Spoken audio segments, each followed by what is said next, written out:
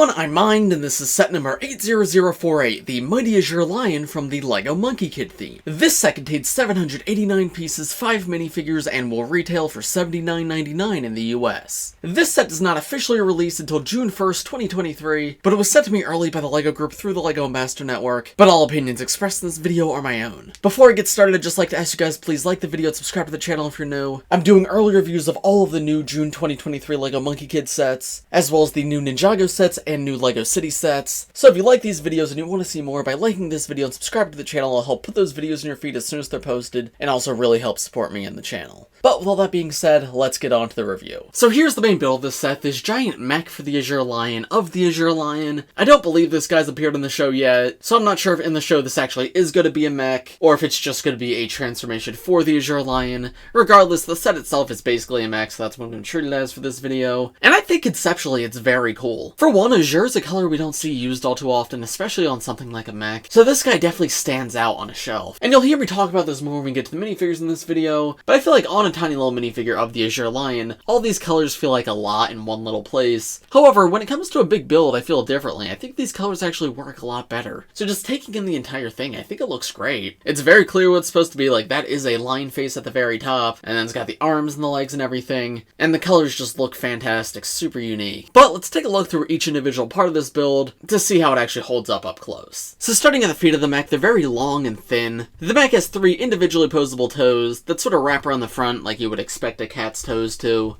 I think that part's captured very well. However, the thinness of the feet is a little bit odd to me. It works, don't get me wrong, but I don't know, I would have expected the shape to maybe be a little bit more different. In terms of range of motion, it's very, very limited forward and back. There's like the tiniest little bit, but hardly anything. If you want any real motion, you have to go side to side. And even that's a bit more limited than I've come to expect from mechs in modern days. It can go in quite a bit, but not out too much. And I'll show you like different poses you can get the mech in at the very end. But yeah, compared to some other mechs, it may not be as posable. You can see the build of the foot on the other side's very similar too. And then we get up into the legs. We've got a stickered part here where you can see there's ink like dripping down, as well as some of this like gold armor that we see on the Ink Demon minifigures, as well as the actual demon minifigures from this wave. Once again, that's very similar on both sides. And honestly, the legs don't even look bad around the back. The upper leg is all very brick built, like there's no stickers or anything. In fact, I really appreciate how few stickers are used on this entire set. I don't know, it feels like a more organic LEGO build. Makes me happy to see, because like, yeah, there is a few, but not all too many. A lot of the detail comes from the actual sculpting, and that's something I really appreciate from the designers. But yeah, they use like the Master of the Mountain armor pieces, and like these thinner rounded pieces on the insides. Again, it's a small thing, but I'm happy they still textured the inside, and didn't make it just anti-studs. Taking a look at the upper legs from the back, you can see this part isn't as good looking. There is still a lot of anti-studs, however, at the very least, the colors look nice, and it would probably be very easy to customize to remove those anti-studs if you wanted to. But by default, this is how they are, and yeah, it doesn't bother me too much. That is LEGO for you. The legs connect to the body on some of these like newer rounded joints. These were used on like the Golden Ultra Dragon last year, and I mean, they're pretty good for locking the parts of the mech's body on, while also providing a pretty wide range of motion. Then of course it also uses rigid Technic joints to rotate the legs out. So yeah, there's quite a lot you can do with these. The furthest you can go in is pretty much just straight down. In fact, it still has to be a little bit out, but then you can rotate the legs out a full 90 if you want, as well as turn them basically a full 360. There's a little brick-built loincloth right here built out of like Nexonite shields. And then moving up here we have the chest of the mech, and this is where a minifigure can actually fit inside. You just hinge this part down, and there you can see there's room for a minifigure, so I could plop the Azure Lion inside, close it back up around him, and there we go. He's now hidden away in the mech, but you could very easily access him again. I will say this chest area is probably my least favorite part of this set. It just feels maybe a bit too thin to me. I kind of wish it was broader and bulkier. The proportions are just maybe a little bizarre. Like I know the arm is kind of in the way, but if you take a look at it from the side, you can see it's actually not that big, and the back here is actually very flat. So I think even if the back was a bit bigger, the chest wouldn't feel as small. But yeah, with everything combined, I don't know, I feel like maybe a bit more bulk would have fit this better. That's just me though. You guys may have differing opinions, and if you do, let me know in the comments. But yeah, anyway, looking at these stickers, lots of different like little ink effects, as well as the symbol that all the demons in this wave have in the center right there. Now coming to the head of the mech, this is actually my favorite part of the set, which is kind of surprising because when the set was first revealed, I saw the head and I'm like, oh, that doesn't look good. But yeah, I don't think pictures did this thing justice, because having holding this in hand, this head looks incredible. Just really great sculpting for the mouth and the eyes. I really love the way they did the eyes. Those are printed parts, which I don't believe are all new. I think they might be the ones used on the elephant from earlier this year. But yeah, they're just purple with these teal eyelids, and they fit this guy perfectly. And they used like the flower piece to be eyelashes behind it too. It looks super cool. The mouth is also able to be hinged open a little bit, which I feel like it is a bit small, so that hinge motion is a bit strange. But when you have it posed and I'm like looking up, that still feels natural to me. So you are able to get a good bit of personality out of the head. The best part of the head build though is definitely the hair out the back. They used the Ninjago dragon jaws in this bright orange color, which is just such a cool parts reuse. This piece is going to be used for the Aaron mech in the upcoming Ninjago wave, so it's cool to see both teams use the same piece in the same color in two very different ways, because yeah, these are kind of perfect for a lion mane. The only issue is because they're so bulky and awkward, they do kind of restrict the head movement a little bit. Now if you do like move them out of the way, it can be a bit easier to get more motion out of it, but it can sometimes be awkward to try to get that head up. But if you play with it a bit, you can definitely make it work, and you can get some really cool poses like this. Lifting the head up like this reveals a bit more of the chest too, and again, this part I don't like. It just feels so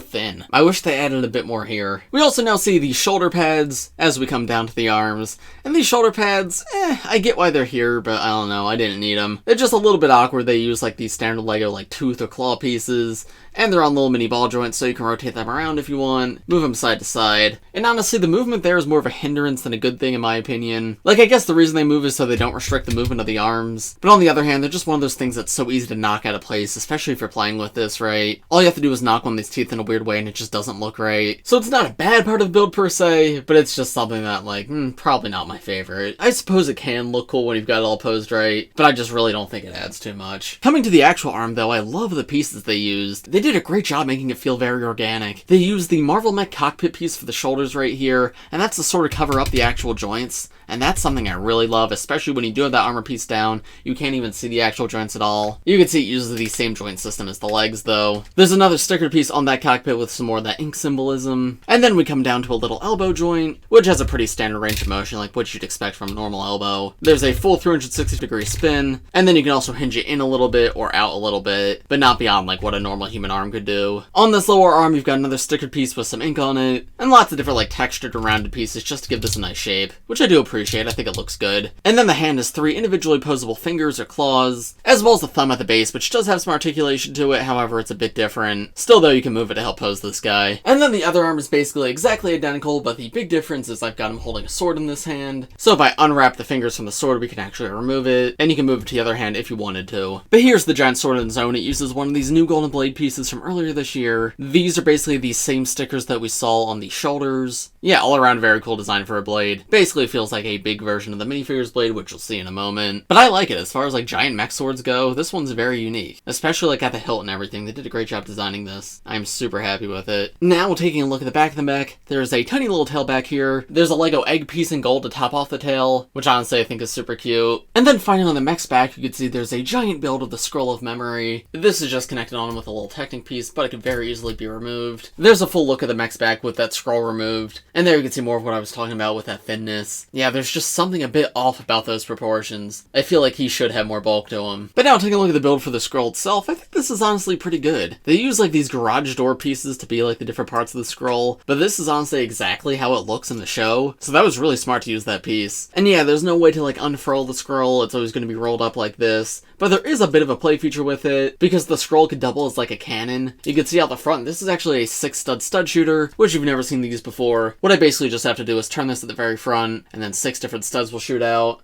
1, 2, 3, 4, 5, 6. Oh boy, now I get to clean those up. But there, that's how it looks empty with all the studs removed. And you can also place the scroll in the mech's hand if you wanted to. It attaches the same way the sword does, so you can just slide it in, wrap the fingers around it. And there you go, you can have the mech holding the actual scroll, or you can imagine it as another weapon with that 6-stud stud shooter. And finally, if you wanted to store the mech sword around the back rather than the scroll, I suppose you do have the option to do that. However, these little teeth pieces get in the way, so you might have to take apart the sword a little bit. But yeah, if you just take one of those teeth pieces off, then that option is definitely there if you want it to be. Now, in terms of posability, I'm going to show you some examples. Of course, there's a million different ways you can pose any mech, but I just want to give you an idea of the balance. This mech definitely struggles with the 1 foot sort of forward, like walking pose. However, you can still do it if you're patient, like you can see right here. But I have a feeling this pose isn't very stable. Let me try shaking my table a bit.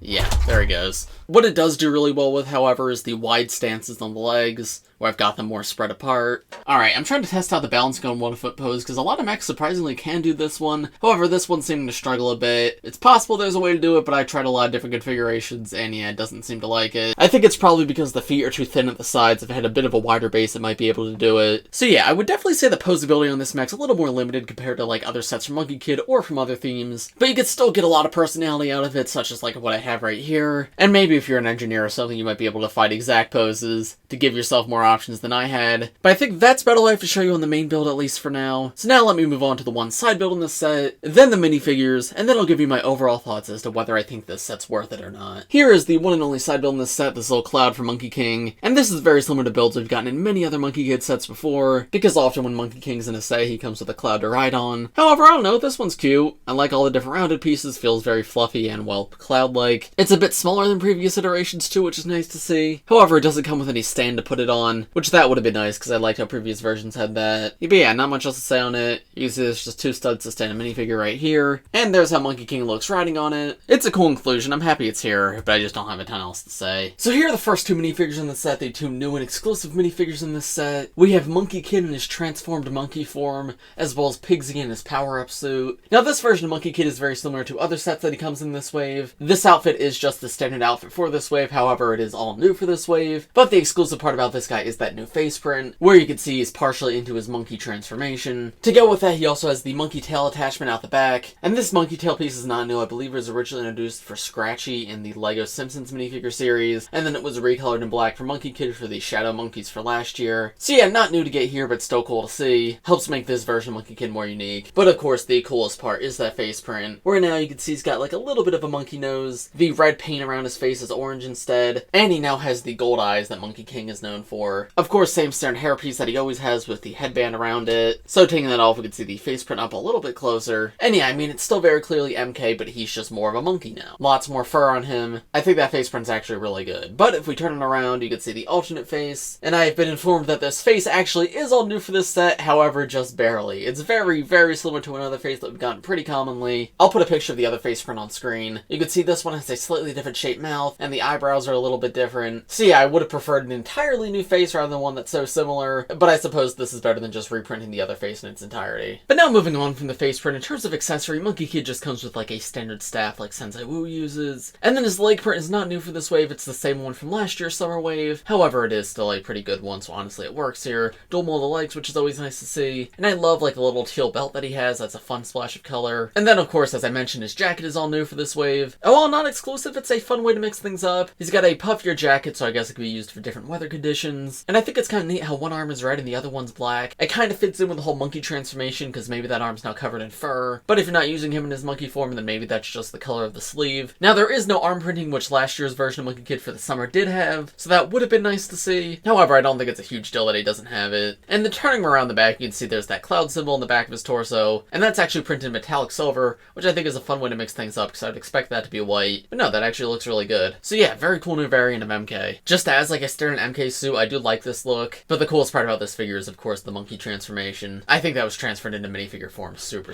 well. And then the other exclusive minifigure is of course Pigsy, and Pigsy's in his power-up suit, which is something that all the main characters have this wave, or I guess last wave. Now as of me recording this, I don't believe these have appeared in the show yet. I watched all season 4 to prepare for these reviews. I don't remember seeing these in the show, so I assume they're gonna be in whatever comes next. But they're all essentially just the same outfit, though they each have a different unique color. And for Pigsy, the color they chose for him is like this more magenta color, and honestly I think that looks really nice. Like, I don't know, they easily could have done pink to make it the same color as him, but something about the magenta feels so much more elegant. I really love it. And then he's also got the tail and the white, which all the characters have, and the torso itself is printed on top of silver. Yeah, incredibly elegant. All the figures look so great when lined up together. Once again, the designers did a fantastic job with this one. I'm super happy with it. The rest of him, though, is just pretty much generic Pigsy, standard headpiece he's had since the very beginning, and then he just has unprinted short legs. Now, some sort of print on the legs would have been nice because all the other characters do have printed legs. However, they all share the same printed legs, and of course, Pigsy has mid-legs and not full-size legs, so I get why there's no printing, but yeah, would have made the figure a little bit nicer. Still, though, love the colors on him, love that you can have all the characters lined up. I like how he has little tiny pig faces on his version of the suit, too. That's super cute. In terms of accessory, he just comes with his golden rake, which of course we see in Season 4 of Monkey Kid. And if you didn't get any of the sets from earlier this year, all of these weapons come in a new, like, weapon accessory pack where you get, like, all of the different attachments in every single set that at least one of them comes in. So while not every piece is used in this set, you do still get all all of them here. So if you wanted to transform this into like Sandy's weapon for some reason, you probably could. But yeah, as far as exclusive figures go, I think this is a good collection. I'm pretty happy with them. Now coming to the non-exclusive figures, here's the next figure in this set. We of course have Monkey King himself. And this is the same version of Monkey King that we saw in the new Monkey King Warrior mech from earlier this year. Or I guess the Monkey King Ultra mech that one was called. And this version of Monkey King is pretty cool. Starting off with his accessory though, he has this giant brick-built staff. Interestingly, the center of the staff is gold and not red. I wonder if that's something we're going to see coming up in the show. But it uses the new staff end pieces from that new accessory pack that I was talking about. And these staff end pieces look so nice. They have like these sort of like runic symbols on them and really match the appearance of what we've always seen from the staff in the show. We've just never had it on like the actual physical toy. So I think that looks really good. And I'm happy they mixed it up a bit here by making it all gold. But then it's also incredibly oversized. Like, look how massive this is compared to Monkey King. That part's a little bit silly, but honestly, I don't mind. It looks very cool, so I'm pretty happy with it. Removing that though, there's a full look at this figure, and yeah, this is a very high quality minifigure. Dual molded legs, side leg printing, and all the printing's done super well too. There's like no noticeable splotchiness or discoloration. It all looks very connected together. I think the designers did a fantastic job. Of course, he's got the monkey tail at the back as always, and then his face print is the same one from earlier this year where he's got the crown on his head. And then if we take a look at his alternate face, you can see he's crying a bit, and if I remember correctly, someone pointed out in the comments last time, this face print is actually a reference to something from Journey to the West. If I remember correctly, I think they said that the monk in Journey to the West like put the crown on Monkey King and he was like able to give him headaches, and that's what this is, him wincing in pain, which is a little bit dark, but I guess accurate to the legend if that's true. I might not be 100% correct on that though, so correct me in the comments if I'm wrong. But yeah, great minifigure all around. I'm happy they provided an alternate way to get him, because I know not everybody's going to want to get a second of the Monkey King mech since the original and the remake were so similar to each other. But Monkey King is awesome and I'm happy with this guy. And then here are the final two minifigures in the set. We have the Azure Lion and an Ink Demon. Once again, of course, neither of them are exclusive, but the Azure Lion especially is super nice to get because he only came in one set previously, again the Monkey King Ultra mech, and he is like the main villain of Monkey Kid Season 4, so he's a pretty important character to get, so I'm really happy to see he was reprinted here. However, now after actually watching the show, I feel like there are some flaws with this figure. I get that he's called the Azure Lion, so they wanted to use the LEGO Azure color for the minifigure. However, in the show, he's a much lighter shade of blue, and honestly, I prefer his appearance in the show, because yeah, with how dark LEGO's Azure color is, I don't know, the colors on this guy feel very intense to me, because the Azure with the purple, with the gold, with the bright orange on the hair, it's just a lot. He could have done with using maybe a few more lighter colors. Still though, it at the very least makes him a very unique minifigure, and that's something I do appreciate. And aside from the Azure being slightly off color compared to the show, the actual design is very close. They did a fantastic job translating that here. I do like all the metallic printing on the torso and the legs, and the sort of like mechanical design he's got for his outfit. The coolest part about this figure, however, is definitely the cape piece, just a super unique shape, and you can see it's black on the back side, but also purple on the front side. And there you can see his back torso print as well. Oh, and I just realized, I think this one arm's supposed to look like it's covered in ink, right? Like the same ink from the Ink Demons, and that's why it's completely black. Honestly, I wasn't a huge fan of that at first, but now that I've noticed that, I actually like this figure a lot more. Taking the hairpiece off, there you can see the full torso print, as well as the full face print on him. And then if we turn him around, there you can see his alternate face, where he's got a slightly different expression. I'm glad you have two options there. In terms of accessory, he comes with this sword, and the blade of his sword is again a part of that new accessory pack from earlier this year, and he's the only character that officially uses that part. However, again, that accessory pack comes in every set that uses at least one of the pieces, so it's very likely that you have extras. They also use the fire piece in black at the bottom, I guess, to be like a little feather or a bit of ink, and that was in the wave earlier this year too, but I don't know, I found that recolor very cool, so I just wanted to point it out again. And then the Ink Demons, I think, are fine. Now that I have watched the show, I wish these guys were a bit better, because they were super cool in the show the way they kind of like looked like other Monkey Kid characters, so I think it would have been really neat instead of getting generic Ink Demons if we got ink versions of like MK, Monkey King, Pigsy, Sandy, etc. But that probably would have been very expensive to do all those different variants, so just getting these guys is fine, I guess. I just feel like the torsos are kind of flat. Like, I wish there was a bit more dimension to the yellow printing, and I wish there was some leg printing on them too, because it's maybe a little bit boring to me. Still though, I like them in concept at least, and like the purple dripping ink is a lot of fun. I don't know, in my opinion, when it comes to sets, the weak point for Monkey Kid has always been the generic villains, and yeah, these guys are not really any exception. In terms of accessory, this guy just comes with a tiny little sword, as well as a Power Blast piece in black to represent the ink. He's cool to get, I suppose, but definitely the least interesting minifigure in the set. And so, overall, what are my thoughts on this set? I like this set overall. I think it's fairly solid. I would certainly not call it one of the best Monkey Kid sets of all time, and if you watch this review and you don't have any interest, I don't think you're missing anything if you don't get it. But if you watched and you like what you saw, I don't think you'll be disappointed if you pick it up. Minifigure selection I think is pretty great, 2 exclusives plus 3 like pretty good re-releases. The build is certainly very unique, which is is a good thing. It's definitely going to stand out in your collection. And in terms of value, I think, yeah, this is about an $80 set. Could it be cheaper? Probably. But especially with modern LEGO standards, I'd say $80 is a fairly good price for this. And then the build, yeah, I'm not completely in love with it, but I think I'm happy with it. I think it's definitely fun to play with, and I think it accomplishes what it needs to well. My biggest criticism is just like in the bulk of the chest of this mech. I feel like there could be a bit more there, and on the back especially, it feels pretty flat. Still though, I like this one, so if you're a Monkey Kid fan and this set interests you, I would say yeah, pick it up. It's a great price. I'd recommend it. But if you don't typically buy Monkey Kid, and this set's not like calling out to you, probably pass up on this one. You won't be missing too much if you don't get it. But of course, those are just my thoughts. Let me know what you guys think of this set in the comments below. As I mentioned at the beginning of this video, make sure to leave a like, subscribe to the channel if you're new, and I will see you all in the next one. Bye!